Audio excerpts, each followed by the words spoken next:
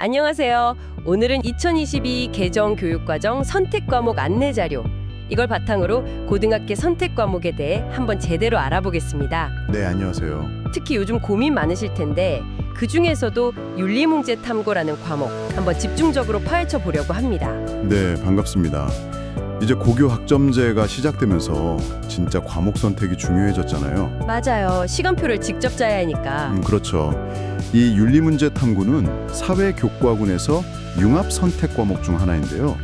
요즘 사회의 복잡한 윤리 문제들 이런 걸 좀 깊이 있게 다루는 과목이라고 보시면 됩니다. 아, 융합 선택이군요. 네, 어떤 내용인지 또 여러분의 진로나 학습 목표랑 어떻게 연결될 수 있을지 오늘 좀 자세히 이야기 나눠보죠. 좋습니다.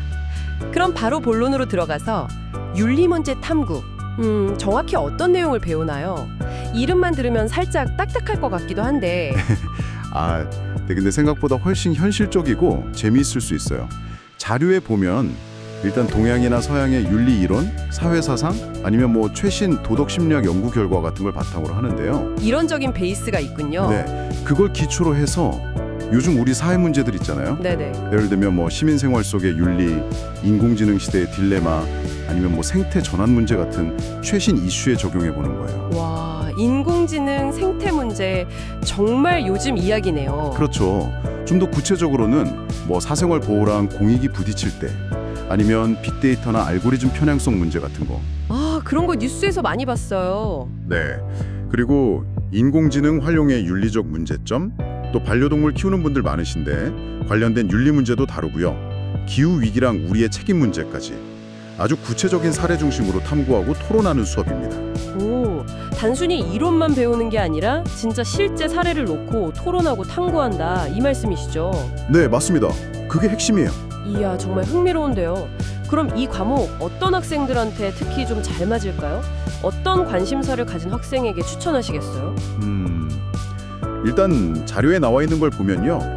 사회복지학, 사회학, 상담심리학, 아니면 윤리교육과 철학과 이런 분야에 관심 있는 학생들한테 아주 유용할 거라고 해요. 아, 관련 학과들이 꽤 있네요. 네. 그리고 관련된 직업으로는 사회복지사나 시민단체 활동가, 기자, 저널리스트, 심지어 마케팅 전문가까지도 언급이 되어 있더라고요. 마케팅 전문가까지요? 흥미롭네요. 근데 이런 학과나 직업 목록보다 더 중요한 건요. 그냥 이런 현대사회의 복잡한 윤리 문제들 있잖아요. 네. 이런 거에 대해서 좀 깊이 생각해 보는 걸 좋아하고 또 비판적으로 따져보고 해결 방안을 같이 토론하고 이런 과정을 즐기는 학생이라면 정말 잘 맞을 거예요. 아, 단순히 지식 습득보다는 생각하는 힘, 토론하는 능력을 키우는 데 더 의미가 있을 수 있겠네요. 그렇죠. 문제 해결 능력이나 비판적 사고력 함양이 좋죠. 근데 여기서 이제 학생들이 가장 궁금해할 만한 거 바로 대학 입시, 특히 수능과의 관련성인데요. 이 부분은 어떻습니까? 네, 이게 또 아주 현실적인 문제죠. 이 과목은 3학점에서 5학점 사이로 운영되는 융합 선택 과목이에요.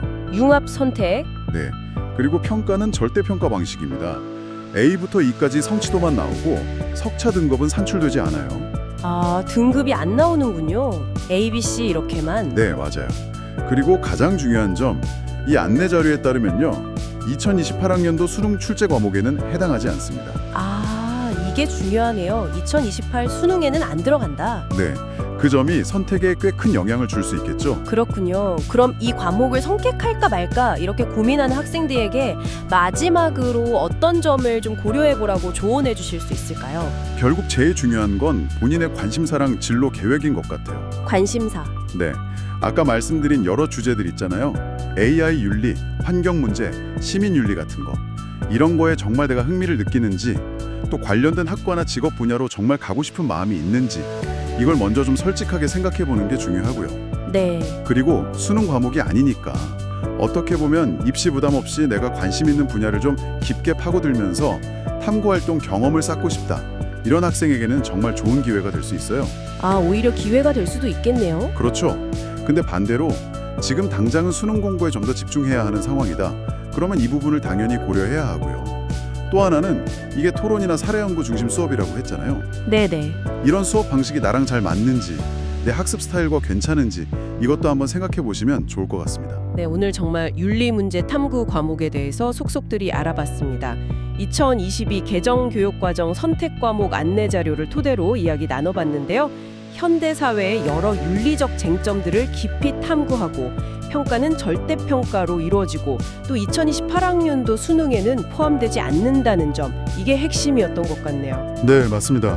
오늘 저희가 나눈 이야기들은 2022 개정 교육과정 선택과목 안내 자료에 기반한 내용이라는 점 다시 한번 말씀드리고요. 과목 선택이라는 게 정말 중요하잖아요.